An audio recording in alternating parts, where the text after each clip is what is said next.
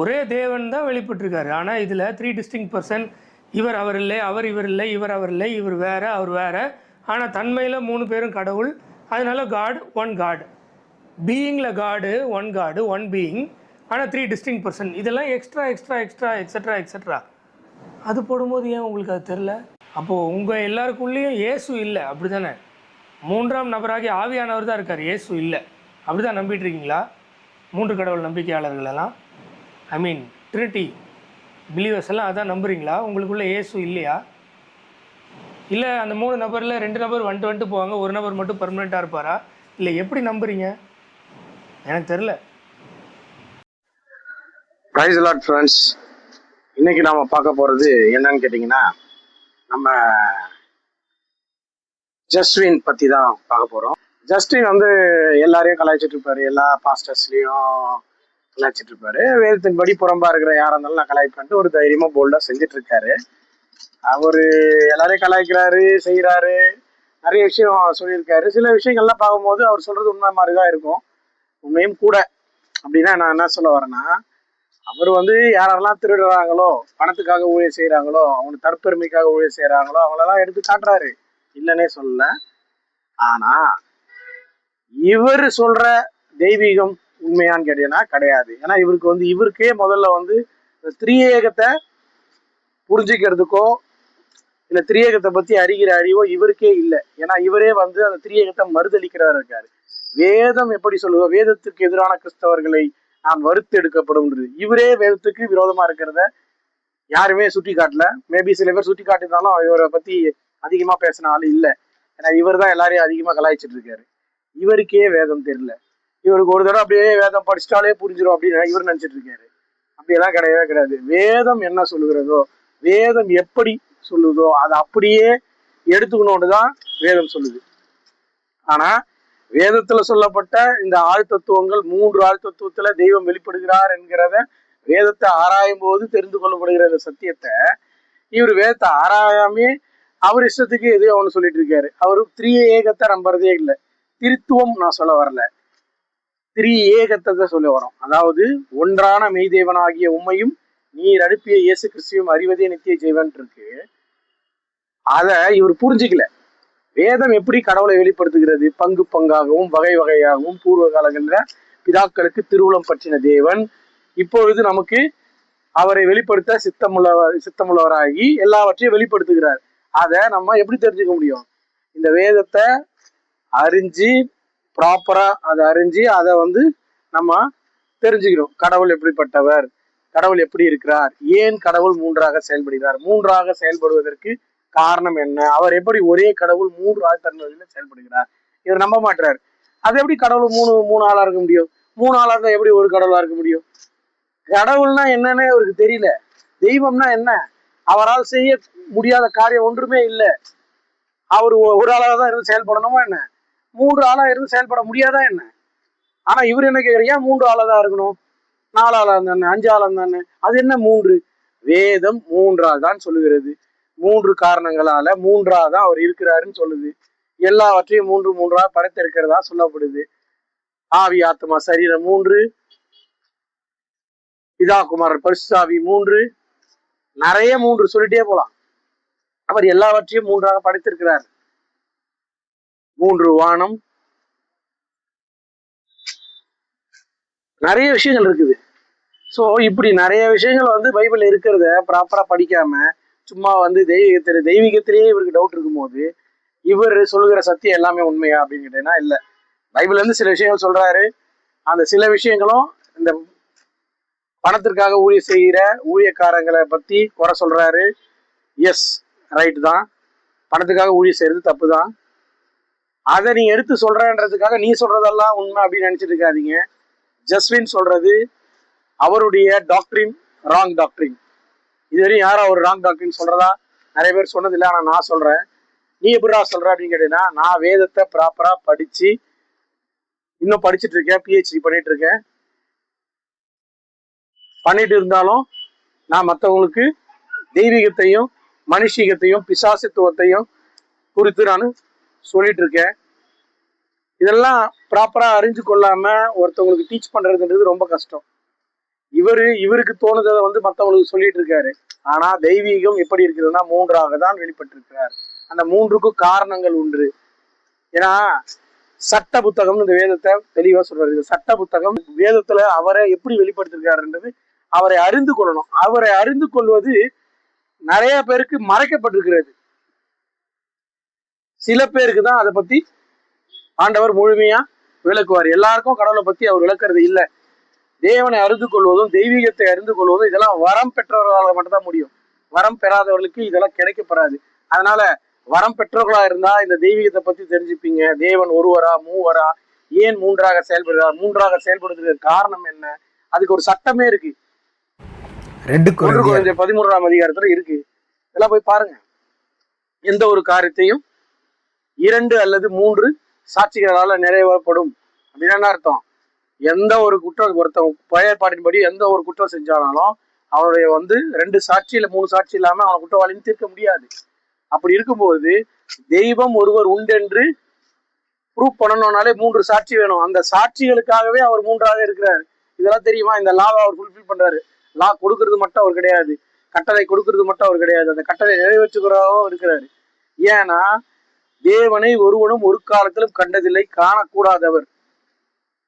அப்போ கண்டதில்லை, காணக்கூடாதவர், சேரக்கூடாத ஒளியில் வாசம் செய்கிறவர், அப்பேற்பட்ட தெய்வம் இருக்கிறார்ன்றதுக்கு என்ன சாட்சி? தெய்வமே மூன்றாய் பிரிந்து பிதாவாகவும் குமாரராகவும் பரிசுத்த ஆவியானவரும் செயல்படுகிறார். ஒவ்வொரு காரணங்களுக்காக அவர் 3 ஆழ்த்தழுத்தத்துல இருந்தாலும் அவர் இணைந்து ஆக்கல், காத்தல், அழித்தல் என்கிற முத்தொழிலும் செய்கிற தெய்வம் நம்ம ஒரே ஒரு தெய்வம். யாருன்னா அவர் தான் இந்த 3 ஏக தெய்வம். அவர் தெரிஞ்சுக்கணும். அவர் குமாரனாக வெளிப்படுகிறார் ஒரு ஆழ்த்தத்துல. அவர் இப்பதானா 3 தான் அப்படின்னு இல்லை. அவர் ஆதியில இருந்து வார்த்தையா இருக்கிறார். இப்பதானா 3 தான் அப்படின்னு இல்லை. அவர் ஆதியில இருந்தே அவர் வார்த்தையா இருக்கிறார். அப்படின்னா என்ன அர்த்தம்னா யோவான் 1:1 போய் பாருங்க. ஆதியிலே வார்த்தை இருந்தது, அந்த வார்த்தை தேவனிடத்தில் இருந்தது, அந்த வார்த்தை தேவனாய் இருந்தது. அப்போ வார்த்தையாய் இருந்த தெய்வம் தேவை ஏற்பட்ட பொழுது 3 ஆழ்த்தத்துவங்களாக பிரிந்து பிதாவாகவும் குமாரனாகவும் பரிசுத்த ஆவியானவராகவும் 3 ஆழ்த்தத்துவத்துல பிரிந்து சகலத்தையும் உண்டு பண்ணுகிறது. சகலத்தையும்னா வானம், பூமி, பரலோகம் எல்லாவற்றையும் உண்டு பண்ணுகிறது. ஸோ இவைகள் எல்லாவற்றையும் உண்டு பண்ணி அதுல மனிதனை உண்டு பண்ணி மனிதன் இந்த மாதிரி கீழ்ப்படியாம போய் ரட்சிப்பை இழந்து போய் அந்த ரட்சிப்பை பெற்றுக் கொள்வதற்காக 3 ஆழ்த்தத்துவத்துல ஒரு ஆழ்த்தத்துவமான இயேசு கிறிஸ்து குமாரனாகிய தெய்வம் இயேசு கிறிஸ்துவாய் வருகிறார். அவர் மரித்து ரத்தம் சிந்தி மரித்து ரட்சிப்பை உண்டு பண்ணி அதுக்கப்புறம் உயிர் தெழுந்து 3 நாளுக்கு அப்புறம் உயிர் தெழுந்து மறுபடியும் பரலோகத்துக்கு ஏறி சென்று பிதாவின் வலது பாரத்துல வீற்றிருக்கிறார். பைபிள் தெளிவா சொல்லுது. பைபிள் சொல்லுகிற இந்த வேதம் சொல்லுகிற சத்தியத்தை மறைத்து என்ன சொல்றாரு இவரு ஜஸ்பின்? 3 ஆழ்த்தத்துவம் இல்ல, ஒரே ஒரு கடவுள் தான், அவருதான் இவரு, இவருதான் அவரு, இவருதான் அவரு, அவருதான் இவருன்னா நான் ஒரு 3 கேள்வி கேட்கிறேன். அதுக்கு பதில் சொல்ல முடியுமா பாருங்க. நான் ஜஸ்டின் கிட்ட கேளுங்க. எவ்வளவு கேட்டாலும் அது மறுப்பு வர தவிர ஒரு ப்ராப்பர் பதில் வராது. அது என்ன அப்படின்னு கேட்டீங்கன்னா இயேசு கிறிஸ்து மட்டும்தான் கடவுள், வேற யாரும் கடவுள் இல்லை. ஐ மீன் அவர் ஒரு ஆழ்த்தத்தோட தான் இருக்காரு அப்படின்னு அவர் சொல்ற மாதிரி இருந்தா இயேசு கிறிஸ்து மரிச்சிட்டாரு. அப்போ இவர் சொல்ற கடவுள் செத்துட்டாரு. இது உலகத்தெல்லாம் யார் பாதுகாத்தா? இயேசு கிறிஸ்துவில மரிச்சாருன்றது உண்மைன்னா கடவுள் மரிச்சிட்டாரு அப்படின்னா அப்ப இந்த உலகத்துல யாருக்கு பாதுகாத்தா? இன்னும் பாதுகாத்துட்டு இருக்கா? அப்போ கடவுள் மரிக்கணும், அதே நேரத்துல கடவுள் மரிக்காமலும் இருக்கணும். இப்படியும் ஒரு கட்டாயம் இருக்கும்போது கடவுள் இதெல்லாம் அறிஞ்சுதான் 3 ஆழ்த்தத்துல அவர் செயல்படுறாரு. சும்மா 3 ஆழ்த்தத்துல அவர் செயல்படல. நெக்ஸ்ட், அவரு உயிர் தெழுந்து 40 நாள் இந்த உலகத்துல தன்னுடைய சீடர்களுக்கு எல்லாவற்றையும் காண்பித்து கட்டளை எல்லாம் கொடுத்து அவரு பரம்பேறி போய் பிதாவின் வலது பாசம் நான் வீட்டில் இருக்கிறேன்னு சொல்றாரு. அது போகும்போது என்ன சொல்றாரு, இதோ நான் உலகத்துக்கு முடிவு போறதும் சகல நாட்களிலும் உங்களோடு கூட இருப்பேன்னு சொல்றாரு. இருப்பேன்னு சொல்றாரு. அங்க போயிட்டு நான் உட்கார்ந்து இருக்கிறேன், இதான் 4 வருஷத்துல உட்கார்ந்தாருன்னு இருக்குது. அப்புறம் எப்படி வந்தாரு? அவரே வந்தாரா அப்படின்னா இல்ல. அவர் போறதுக்கு முன்னாடியே இதை சொல்றாரு, நான் உங்களுக்கு பிதாவின் இடத்தில் அனுப்ப போகிறவர் உங்களிடத்தில் வந்து சகல சத்தியத்தையும் போதிப்பார். அவர் சத்திய ஆவியானவர். அவர் சகல சத்தியத்திலும் உங்களை போதிப்பாரு. தாம் சுயமாய் பேசாமல் நான் சொல்வது வார்த்தையை வச்சு உங்களுக்கு அவரு சொல்லுவாருன்னு சொல்லி தெளிவா யோவான் 16ஆம் அதிகாரம் 17ஆம் அதிகாரத்துல எல்லாம் தெளிவா சொல்லி வச்சிருக்காரு. அப்போ பரிசுத்த ஆவியானவர் குறித்து அவர் சொல்றாரு, அவர் வந்து உங்களுக்குள்ள வாசம் செய்வார்.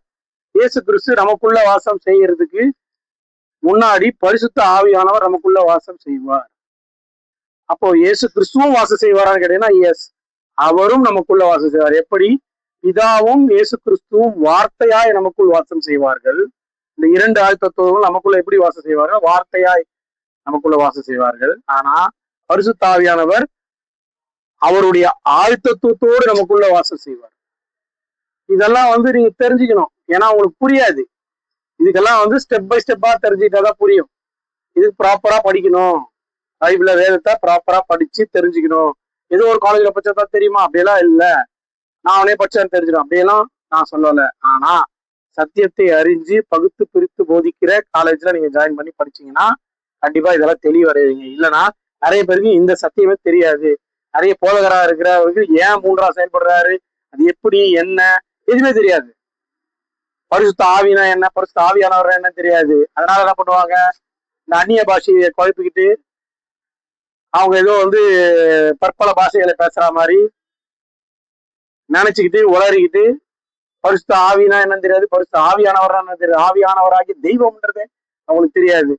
அந்த பரிசுத்த ஆவியானவர் தெய்வத்தை இவங்க கையிலேயே ஆப்ரேட் பண்ற மாதிரி பண்றது நிறைய காரியங்கள் இருக்கு. நான் நிறைய என் சேனல்ல போட்டிருப்பேன். சோ சத்தியத்தை அறிய வேண்டிய பிரகாரமாய் அறியாமல், தேவனிடத்திலிருந்து வெளிப்பாடு பெறாமல், வரம் பெறாமல், தெய்வீகத்தை அறிந்து கொள்வதோ, இயேசு கிறிஸ்து அறிந்து கொள்வதோ, பிதாவை அறிந்து கொள்வதோ, குமாரனை அறிந்து கொள்வதோ கடினம், முடியாது. அது எல்லாருக்கும் கொடுக்கப்படல. பிதா ஒருவனை என்னிடத்தில் இழுத்துக் கொள்ளாவிட்டால் என்னிடத்தில் வரமாட்டான். பிதா ஒருவனை இழுத்துக் கொள்ளாவிட்டால் அவன் என்னிடத்தில் வரமாட்டான். அப்போ பிதா வந்து வெளிப்படுத்தல, குமாரன் யார் என்று வெளிப்படுத்தலன்னா குமாரன் யாருன்னு தெரியாம போயிடும். சோ பிதான்ற ஒரு ஆழ்த்தத்துவமும் குமாரன் என்ற ஆழ்த்தத்துவமும் பரிசுத்த ஆவியானவர் என்ற ஆழ்த்தத்துவமும் இருக்கிறது. ஆழ்த்தத்துவம்னா என்ன? ஆவி ஆத்மா சரீரம் என்று தனித்தனியே இருக்கிறது. அவர் மூவரில் ஒருவர், ஒருவரில் மூவர். இதுதான் தெய்வீகம். இந்த தெய்வீகத்தை வந்து மறுதளிக்கிறவன் பொய்யன். இந்த தெய்வீகத்தை தெரியாதவன் உண்மையான கிறிஸ்டியனா இருக்கவே முடியாது. இந்த ஒன்லி ஜீசஸ் போயிடணும். அப்படி இல்லைன்னா அந்த ஜெகோவா விட்னஸ்ல போயிடணும். 2 பேருமே சத்தியத்தை ஒழுங்கா அறிஞ்சு கொள்ளாதவங்க. சத்தியத்தை அறிஞ்சு கொண்டவர்கள் தெளிவான சத்தியத்துல உங்களை போதிப்பாங்க. வேதம் எப்படி கூறுகிறது, வேதம் எப்படி சொல்லுகிறது, வேதத்துக்கு விரோதமா அவங்க ஒரு நாளும் பேச மாட்டாங்க. அது வேதம் எப்படி வெளிப்படுத்துகிறதோ அதை அப்படியே ஏற்றுக்கொண்டு அதன்படி நடப்பாங்க, அதன்படி தெளிவடைவாங்க. அதனால நீங்க வந்து வேதத்தின்படி நடந்து கொள்ளுங்க. வேதத்துக்கு புறமான எந்த கிறிஸ்தவர்களும் தவறானவர்களே. அது நானா இருந்தாலும் சரி, யாரா இருந்தாலும் சரி. அதனால வேதத்தை நேசிக்கணும், வேதத்தை வாசிக்கணும், வேதத்தை ஆராய்ச்சி பண்ணணும், வேதத்தை தேடணும்னு வச்சிருக்காரு. வேதத்தை முத்திரிக்கப்பட்டு வச்சிருக்காரு, வேதத்தை கட்டி வச்சிருக்காரு.